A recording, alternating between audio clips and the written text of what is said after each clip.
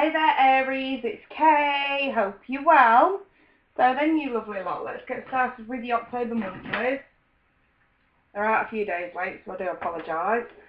Right then, let's get started. So I'm just going to do your 12 card spread. We're just going to stick it around love, because I think most of you appreciate that a bit more. I suppose if you want anything general, you can always book in.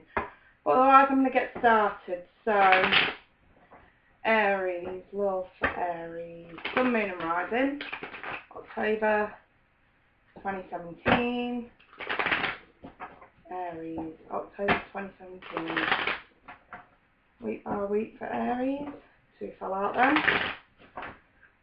Right, these two just popped out, so I will take them, we'll go first come first serve. So those are out for your first week, last one for your first week, Six of Pentacles. Second week, we've got the World in the reverse, the Seven of Wands and the Ten of Wands reverse, the Fool, and the third week, the Magician. Wow, I love to see these two together. I'll tell you why in a minute. The King of Cups, the Page of Wands reversed, the Four of Pentacles reversed, and the Page of Pentacles. Some of you are dealing with water signs, some with air, some with earth. I'm going to say more so water, some even with the fire signs. Right, because I've got 3 pages in this reading, I'm going to say you're dealing with some childish shit, Aries. Right, you know, it's. I always think if you see more than 2, say if you see more than 2 kings in a reading, you do tend to think alpha male competition. If you see more than 2 queens, you tend to think gossip mongers. If you see more than 2 pages, I see childish behaviour, especially when I've got one of them in the reverse. Right, romance angel cards, Aries, honeymoon, enjoy the bliss of holiday time together. The love yourself first card, your self-respect makes you more romantically attractive. One more for Aries. Retreat. Time to disconnect from the world. So,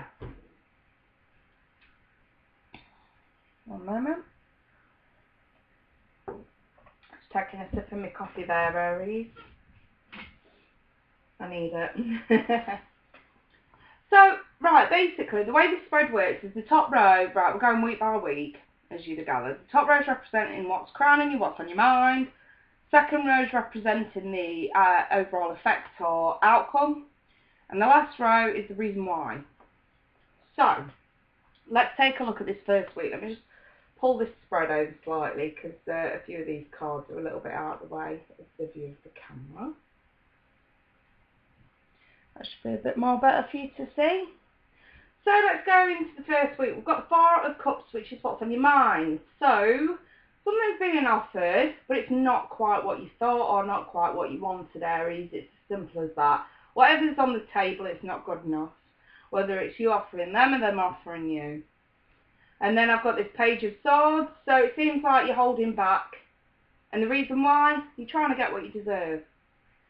Or maybe you're trying to be fair with this other person. If you really are not interested, it's your way of being fair by holding back, because you think you're doing the right thing, in other words. Or this could be them holding back, and what you don't realise is this is actually fair what's going on. Now in the second week we've got the World reversed.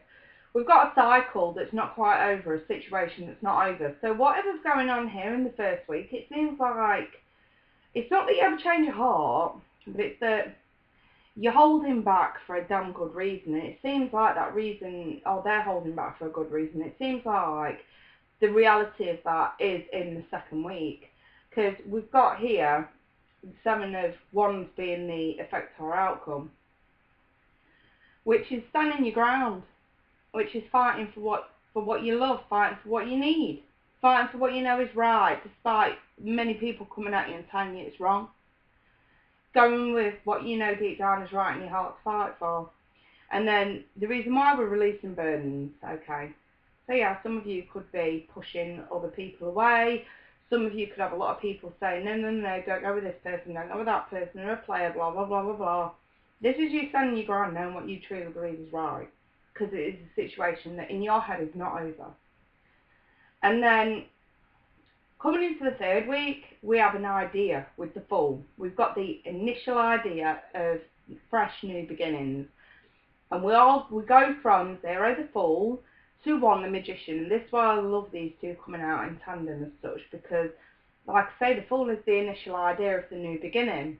It is the initial action plan of what needs doing and planning that out. And then the Magician is the manifestation of the Fool. The manifestation of the new beginning, the new idea. Fantastic when you see this, and the Magician in the right way up is knowing that we're now ready for it. We have all the tools on that table in front of us in order to manifest this. Pentacles, we have stability and commitment. Cups, we have emotional stability, emotional balancing. The Swords, we have a mind in check. We know, we have the initial idea, you know, we know what we're doing now. And we're confident as well. And then the Wands, we now have motivation to get it done. And the reason why is a water sign. Some of you are involved with a water sign who's being a little bit nonchalant with you, who's holding back a little bit. It could be an air sign, it could be an earth sign, but we'll go with water since it's the one that's sat there. And the King is the master of the suit. So when it comes to cups, for me, this is unconditional love. So this is manifestation because of unconditional love. So it seems like you guys have got someone worth fighting for this month, shall we say? Or they're fighting for you. Very nice. And then into the fourth week, we've got the Page of Wands reversed. A lack of passionate communication. A lack of a message. Then we have the Four of Pentacles reversed. We're letting it go. But why? Because there's an offer on the table. Aries, I think some of you are just scared shitless of commitment. Are you dealing with someone who is scared shitless of commitment? And just because there's no communication, we're spitting our dummy out and letting it go. But there is an offer. However juvenile this offer may seem, maybe it's too soon, maybe it's not enough, maybe it's not good enough. Whichever way you look at this, Aries, there is an offer, so it does beg the question, are we giving up too easily? Are we cutting a nose off to spite our face here just a little bit? Now, we have got the honeymoon card here. It's usually a card I see where in a love reading where there's some distance put between you and between yourself and someone else. Hence why we have the energies in the first and second week. It makes perfect sense. And then we've got here, love yourself first. This is you trying to manifest what you truly believe in, what you truly love, what you're truly emotionally attached to. And this is within yourself. This is within yourself. Showing self-respect makes you more romantically attractive. Maybe that's your overall advice, not to rush, but at the same time not to give up. And then we have this retreat, which makes sense for the last week in the month. It does say it's time to disconnect from the world, and maybe it's to lick your wounds, but I do feel like this lack of communication in that last week and letting go because of a lack of communication is a little bit silly. So maybe the childish one is the Aries. I'm not saying this is all of you, but I can't help but sort of read this that way. So please don't flood my comments. I'm going to go. I'm not really interested, if I'm honest. I'm just reading what's in front of me. But yeah, it does beg that question. Is Aries spitting the dummy out a little bit here because someone's not communicating with them as Aries would expect? So Aries is giving up, letting go. But halt. Who goes there? There is an offer.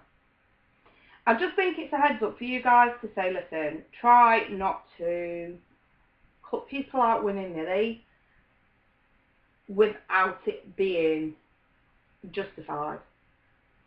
I mean, fair enough. If you've got someone on your case that really is messing you about to the point of no return, then hell yeah, let this motherfucker go. Put him in the foot bucket. But if this is someone who is just a little bit, say, lapsy-daisy or preoccupied with work and other commitments, maybe a little bit more patience here could be applied to soften the blow, Aries. But you know, this is your decision ultimately. So anyway, I'm going to leave it there, my darlings. If this is hit home or anything, you want something more personal to you, you can email me. I'll be happy to book you in for a private. But otherwise, I will wish you guys all the best, and I'll be back mid-month with your mid-month updates. So, for now, take care, bye-bye.